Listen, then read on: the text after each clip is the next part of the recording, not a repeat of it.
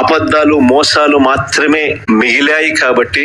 అవునన్నా, ఆఖరికి ప్రజలకి నువ్వు చెప్పిన అబద్ధాలు మోసాలే మిగిలాయి. ఒక్క ఛాన్స్ అని వచ్చి ఎన్ని అబద్ధాలు ఎన్ని మోసాలు. ప్రజలను తప్పుదోవ పట్టించే కార్యక్రమంలో భాగంగా ఈ రోజు రాష్ట్రంలో ఎప్పుడు చూడనని డైవర్షన్ పాలిటిక్స్ ఈ రోజు చూస్తా ఉంటాం.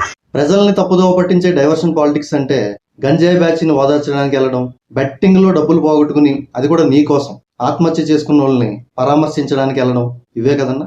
ఎవరైనా కూడా ప్రజల సమస్యల మీద ఎవరైనా స్పందిస్తే, ఎవరైనా గట్టిగా అడగడం మొదలెడితే ఆ గొంతును నొక్కడం కోసం మాస్కులు అడిగాడని డాక్టర్ సుధాకర్ గొంతు నొక్కేసినట్ట, నువ్వు ఇచ్చిన హామీలు నెరవేర్చమన్నందుకు గవర్నమెంట్ ఉద్యోగస్తుల గొంతు నొక్కేసినట్ట.